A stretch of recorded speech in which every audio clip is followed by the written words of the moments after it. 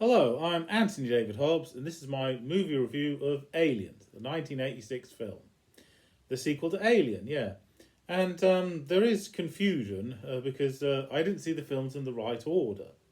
I saw Aliens first, thinking it was the first one, and then saw Alien after. Anyway, when I first saw Aliens, the bit where one of the victims that's been cocooned, there's an alien creature inside her body and it rips out of her stomach. And I thought, how did that alien creature get inside her body? And what's the point of wandering around free and then getting inside the body like that? It doesn't make any sense. How could that happen? Yeah. I was ignorant, yes, but then 2 years later I saw them in the right order. And no, the creature wasn't running around free and then got inside her stomach. No, it was always in her stomach. That's how it works. The face huggers that run about on little legs like a spider, they lay an embryo down your throat, and then the alien creature grows inside the stomach and then rips its way through. Yeah. In other words, the face hugger is born pregnant, puts the baby inside a host's body, and then the face hugger just dies. Basically, its only purpose is to find a host to impregnate. Yeah, and the embryo gestates inside a human body. Yeah, and so yes, yeah. Aliens is my favourite one, but you do need to see the first one to fully understand what's going on. And this creature here, this is the alien queen, the big boss. And she has an extra mouth. Well, all aliens have an extra mouth here like that, yeah. She's bigger and stronger. There's a big armoured head like that. And has an extra pair of little arms to grab people. Yeah, so bigger and better. The big boss, if you like, yeah. Oh, before I start this review properly, I'd just like to point out this. This is a 1986 action figure of a centurion. Not Cylon centurions, not Roman centurions, no. The power extreme centurions. In this one, he specialises in going underwater, and he has a submarine, or pieces of a submarine. There's the fin, like the rudder for steering, and he has bits of the underwater engines on his leg. When he moves his legs, the engines move. And when he moves his hands, this rudder thing moves. So he becomes one and the same with the machine. When his body moves, the machine moves. In the movie Aliens, when we're about half an hour in, we see a power loader, which is like a forklift truck, and when the man gets inside it, it's attached to his legs, so the legs move as he moves. He walks and moves it. And Ripley can drive one of those things as well, a power loader, yeah. When her arms move, the robot arms move. And the big forklift things, it's like a futuristic forklift truck, yes, for picking up cargo and putting them in different parts of the ship, yeah. But who came up with that idea first? It's hard to say. Yeah, what came first, the chicken or the egg? Aliens came out in 1986, but it took about a year to make. The Centurions toy line was released in 1986, but the first 5 cartoons were released in 1985. So, yes, yeah, I'm not saying Aliens is a bad film, and yes, the power loader looks really cool, but the idea of your body moving as your vehicle or machine moves at the same time, yes, Centurions did that as well. Possibly did it first, yeah. Maybe a few weeks first, or is it just pure coincidence that nobody copied anyone, yeah. Okay, the movie Aliens starts with the music from the movie 2001, because hibernation, the theme of going on a very, very long journey while you're sleeping, and Ellen Ripley is the only survivor of the Nostromo from the first film. And the film takes place exactly where the first one left off. Well, spoiler alert. Not really, no, it depends what you mean by just where the other one left off, because 57 years have passed, yeah. When Ripley finds it out, she's very upset indeed, naturally, because all her friends have died of old age, everyone she's ever known, yeah. Including her daughter. Her daughter didn't die of old age, no, she died of some terrible disease. So her whole world has been torn in half. She's in a world where she doesn't know anyone, yeah. Oh, and it gets worse. Worse than that? This terrible homecoming? How can it... Yes, it does get worse. She goes to the Wayland Company. Well, they always just call them the company, yeah. She tells her whole story, why she blew up the Nostromo, because, well, to destroy the xenomorph, yeah. None of their weapons had any effect on it, yeah. And so she has barely escaped with her life in the shuttlecraft. And the company doesn't believe her. They don't believe any aliens have ever existed. She doesn't have proof, yeah, but then, well, why would she make a story up like that? Yeah. How would she gain out of lying like that? They don't believe her. However, when you've seen the film a few times, you work out that no, half the board of the company don't believe her. The other half do believe her, but pretend that they think she's making it up because it's top secret. That project to capture an alien and sell it to the war division, that's top secret, yeah, because they don't want any competitors to know about it, yeah, because they want to make money. But they lie to her and say that you are questionable judgment and your space pilot license is taken away from you.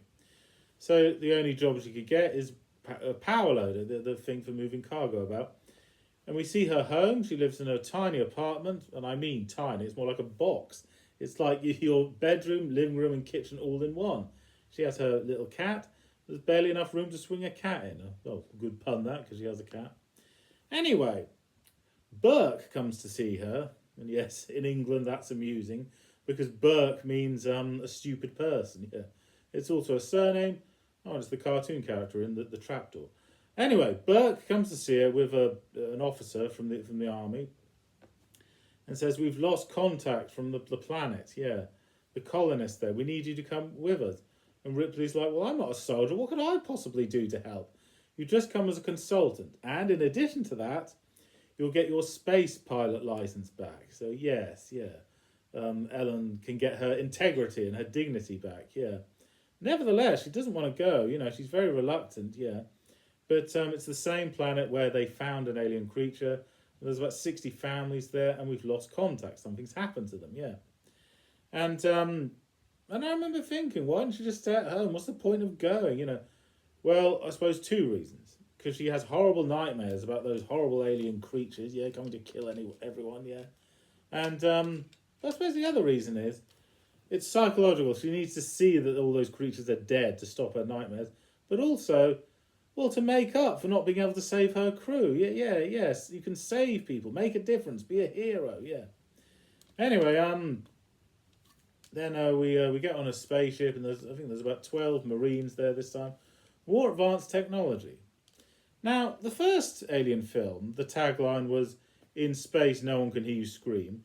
And there's this feeling of helplessness. Yeah, there's nothing you can do to stop these creatures. None of the weapons have any effect.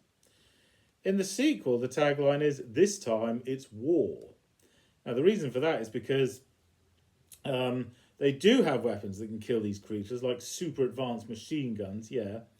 But the aliens are a threat because there's so many of them. Hundreds, maybe even thousands, yeah.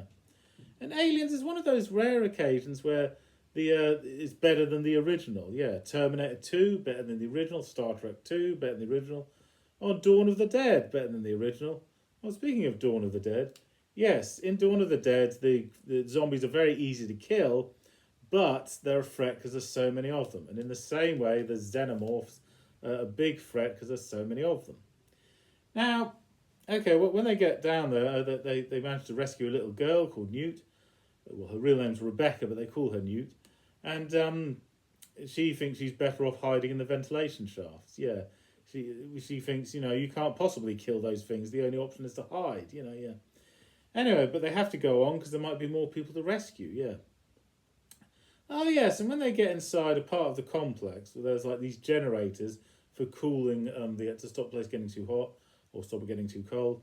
And it is quite a dreary planet where it rains a lot and very dreary light. Why would anyone want to live there? Well, maybe because of overpopulation on the Earth. You know, you have to find other places to live.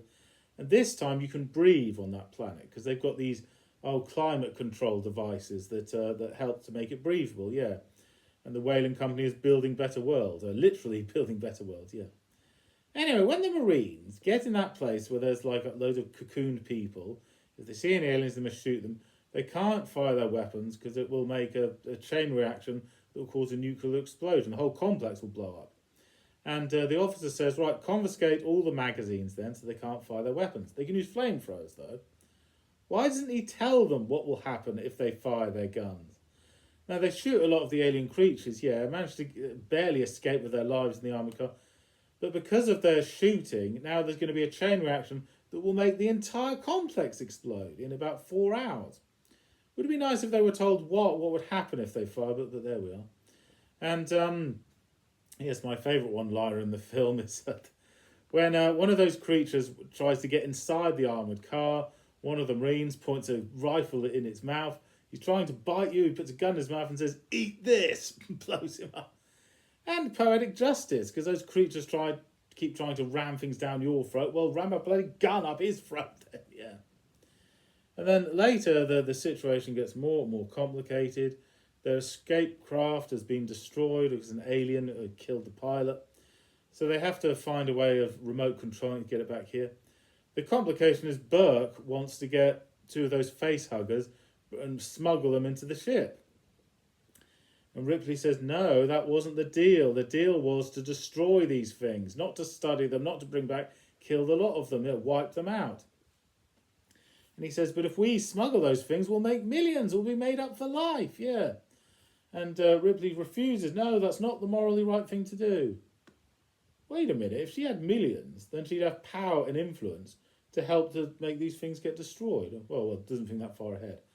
Anyway, oh yes, another sinister thing.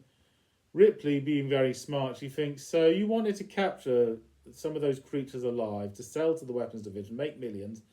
Wait a minute, you knew there might be aliens here all along. That's why you told them to build this complex here in the first place. You needed evidence those creatures existed, so you needed to see that people getting eaten by those creatures, yeah.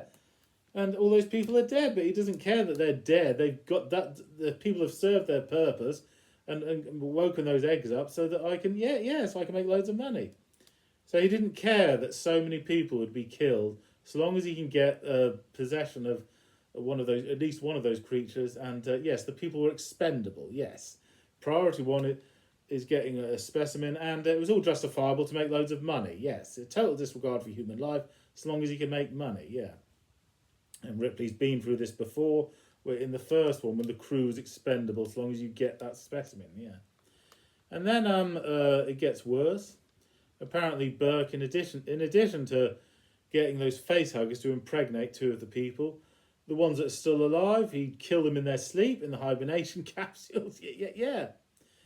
Now, when they find this out, or before they find this out, Hicks is now in charge because the sergeant has been killed, and he has to make the decision whether or not to make the xenomorphs extinct.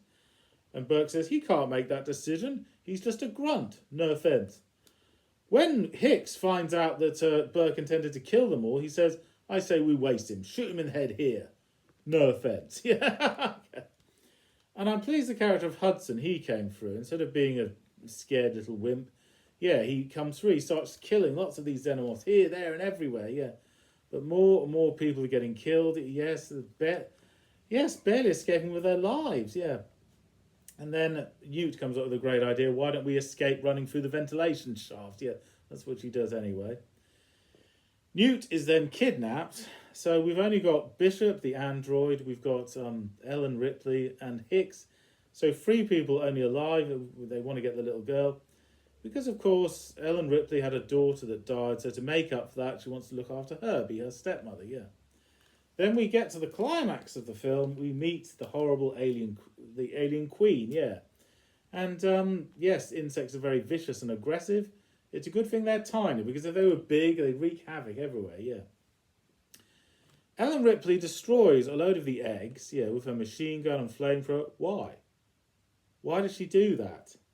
She knows this complex is going to blow up anyway. What was the point of destroying them, wasting all that ammo? Well, because she needs to physically see them dead. Then they get back on board the main spaceship. The alien queen has hitched a ride, and I thought that the android had been impregnated by a face hugger. I thought, how is that possible? I thought an alien creature was going to come out of his stomach. I thought they only impregnated living things. No, it's the alien queen's tail that goes through him, impales through his stomach, rips his body apart. Yeah. Then, of course, Ellen Ripley fights the alien queen with the power loader, the forklift thing. So that came useful as well. So in other words, loads of action. The first one was like a slow thriller. This one, totally different direction, loads and loads of action. But I'm glad they made it so different, because we didn't just want a rehash of the first one. So yes, the story expands. The action, there's more action. We learn more about how the creatures work and how to control them and how to destroy them, yeah. So in other words, I like this sequel better because lots more action and a much better, more expands the story better, yeah. So it's my favourite one. Okay, thank you for watching. I'm Anthony Hobbs, and I'm never bored.